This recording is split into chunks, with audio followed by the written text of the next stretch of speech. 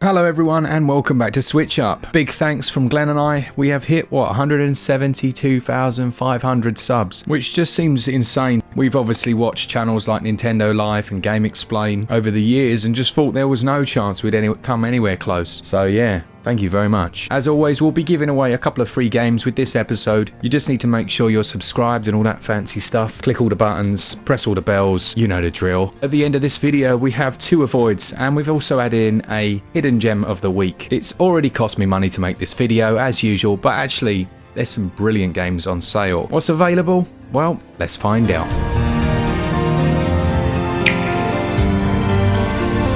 First up, and not needing a huge amount of introduction, it's the legendary Hades. This is 20% off at the moment, taking it down to £17.99 or your regional equivalent until April the 25th. Now, in case you're wondering how this one's rated across the board, well, it's got a Metacritic average of 9 from users and 93 from, in air quotes, professional reviewers. It comes from Supergiant Games and is one of the most beautiful games I think I've ever played. It really puts pay to the idea that the game has to have 3D graphics to be truly impressive. It comes from the same creators as Bastion and Transistor, both of which are on sale at the moment and I would highly recommend picking up. I think they're only about £3 each.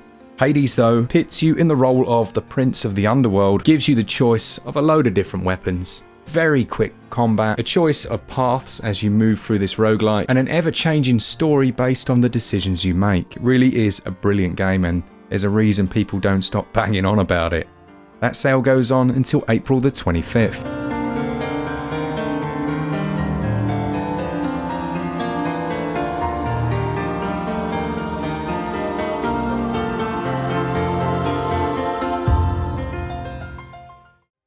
Here's one that I know not as many people have actually picked up, and they definitely should. It's Risk of Rain 2, which is 60% off. Now, since launch, this has seen a number of patches, and if I'm not mistaken, it actually runs at 60 FPS now. It is buttery smooth. And there's still quite a few people that play online, but if you grab a few friends together, then you can do online 2 to 4 multiplayer. This is another roguelike, but it moved away from the original game's 2 dimensions into the 3D, and it actually works really well. There are 10 different playable survivors to unlock, and each of them have their own combat abilities. And as you'd expect with this genre, there's over 100 different items to find and use. And I can't stress enough, in fact, hopefully some of you will help me out down in the comments, just how good this game is. For £7.99, which is 60% off, it's an essential purchase. I guarantee you'll be like, my goodness, that game's amazing. It's 60% off until May the 5th.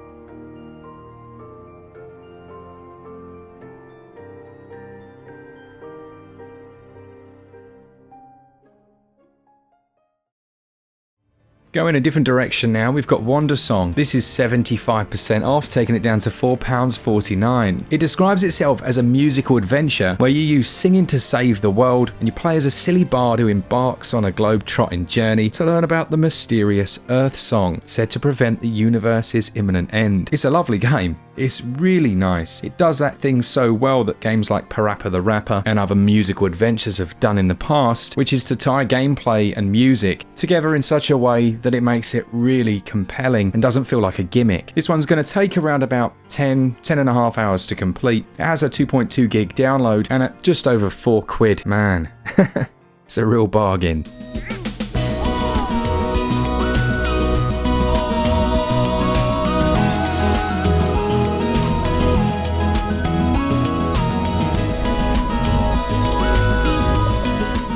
The game that I have finally picked up this month is Spiritfarer. It's 33% off, which is its lowest ever price, taking it down to £15.85. Now, you guys kept telling me, hey, you need to play this game, you need to play it, but do you know what? It's difficult when you're doing all these reviews of brilliant things like Balan Wonderworld. It's tricky to find the time.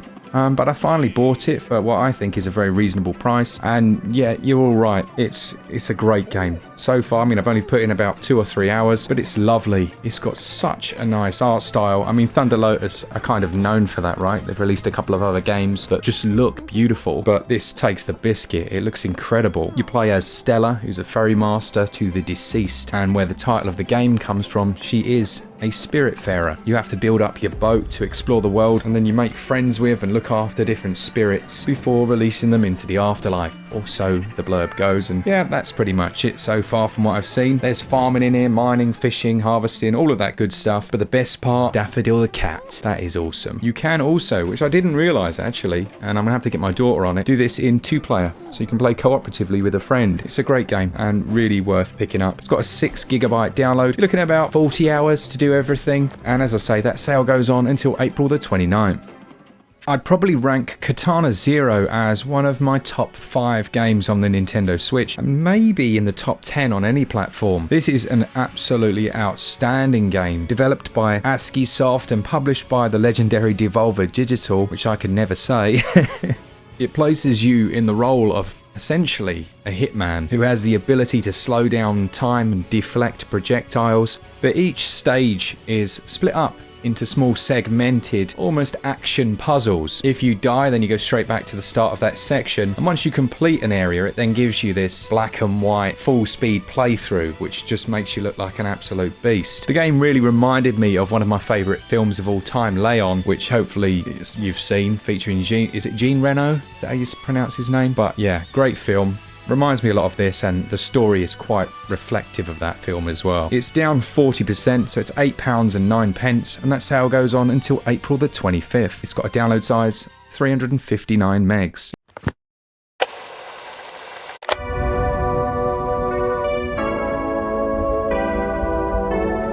Here's one that doesn't get many mentions, not in sales or any videos really, but we've reviewed it and I really enjoyed it. It's Void Bastards. It's a very good game. It describes itself as a strategy shooter, but how it plays out is you've got your ship, you can choose which other ships you go and board, and when you're on them you'll find loads of different components, different enemies of varying difficulties. Some of them are absolutely brutal, and then you take all those components and use them to craft and gradually upgrade yourself. There's a shopping ship, I guess, that you can go and visit, but it's got a lovely art style. It's very rude. There's loads of swearing in it.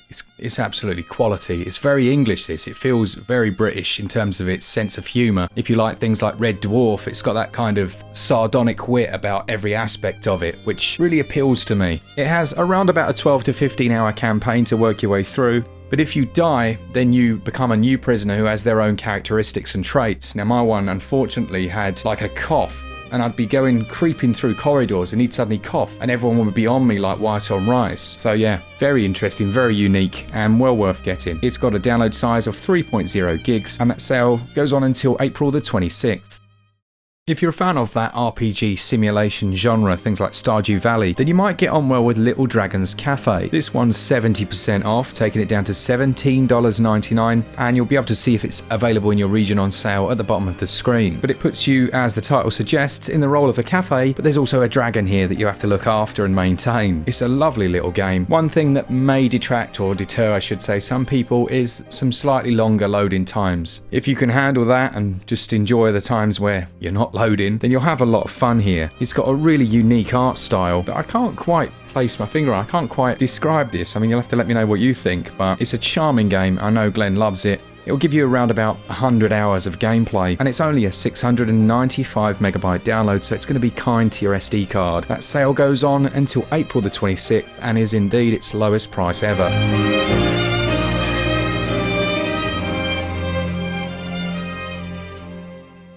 Next up then, and sorry, this one potentially is only available in the US. Again, you'll have to check the prices at the bottom of the screen, but I did mention when this finally dropped to its all-time lowest, I'd, well, mention it. And it's Ori and the Will of the Wisps, which is one of my highest rated games ever. I think this got, maybe is it 93 or 94? One of the two. This is a Metroidvania where you'll have to guide Ori through a journey across quite a vast world, and in my opinion it's a superior game to the first title. I know many of you often ask, do I need to have played the first one? You don't. I'd suggest you do play it, but you don't have to have played it. There are lots of different boss fights, new abilities to unlock, and there's the Spirit Trials mode that has, I believe, global leaderboards. They're almost like little time trials within the game. We've got a review of this one on the channel if you want to go check that one out.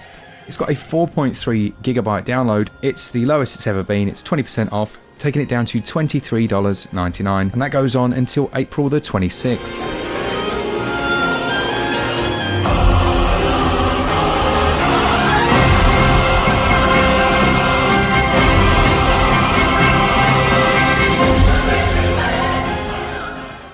man, it is such a good sale this week. This is going to cost people some serious cash. But next up is another of the best games on Switch, and it's The Messenger. This is 50% off, taking it down to its all-time lowest price of $9.99 or your regional equivalent, which is an absolute steal. This was such a cool game to review because I was playing through it and I was thinking like, yeah, this is like classic Ninja Gaiden. And then all of a sudden it opens up. Like you think you've reached the end of the game. It does almost like a false, I mean, I'm kind of spoiling that, aren't I?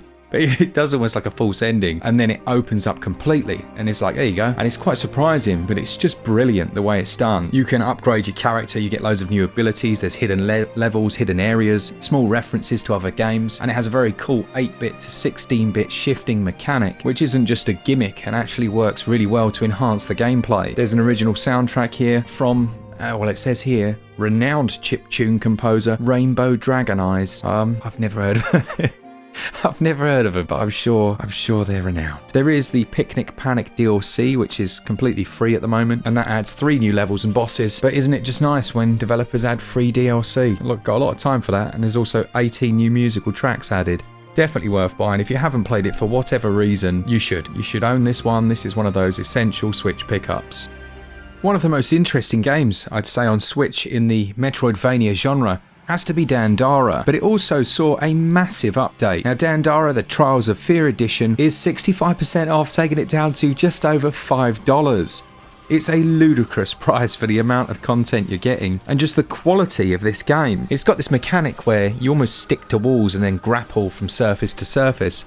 But the world rotates, and there's a puzzle element, I guess, to your movement throughout it. Now that new Trials of Fear content was actually another free DLC, a massive chunk of gameplay, completely free to the end user, which is just, it's worth mentioning. It adds 3 entirely new areas to explore, a new big boss, new powers, mechanics, new music, and a new secret ending. This one's a reasonable 1.4 gigabyte download, and that sale goes on until April the 26th.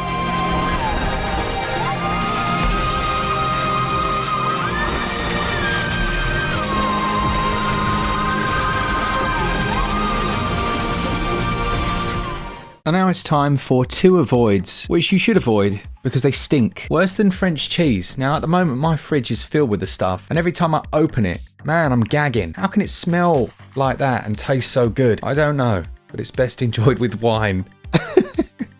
And the first one of the games you should avoid is the ever irritating Decay of Logos. This game should have been incredible. It was released, it was then pulled from the eShop where we lost the ability to play the game, and it simply played us the message saying we would get the full version free when they re-released it. We didn't get the full version free, yet they still re-released it, but it was appalling. The performance was a joke. They re-released it, it was slightly better, but it was still nowhere near good enough. It was a shame because on the face of it, it could have been an incredible time, but unfortunately the movement was clunky, the consequence of death was far too harsh, and then there was the elk, I believe, that you can ride. The handling of it was it was a joke. It was an absolute joke. So yeah, I would say avoid Decay of Logos. Now, I've just noticed something here, and our next game is Deadly Premonition 2. Now don't get me wrong, underneath it all there's a very good title, but it's still not in terms of performance where it needs to be. And it's also published by Rising Star Games, which is the same publisher as the other Avoid. I mean, I know some of the people that work for them, and they're decent, like they're good people, so it's a shame really that they've got 2 games in our Avoid list this week. I think it's important that developers know it's not okay to release substandard games, and perhaps that's one of the benefits of the Cyberpunk fiasco, is that everyone's so aware of it now. So yeah, you can have the best game in the world, but if it runs like turd, I'm not playing it. Thanks everyone for watching this week's video. Do pop your comments down below and we'll make sure that we give away a couple more copies of Children of Mortar. Thanks to 11-Bit Studios for providing us with those. That's really kind of them. Let me know down in the comments what games you've been playing, what you've been picking up. And as always, a huge thanks from Glen and I. I think we've had a couple more patrons this week. Patreons? I never remember how to say it. For all things Switch, all the time, keep it Switch up. Cheers guys. See ya!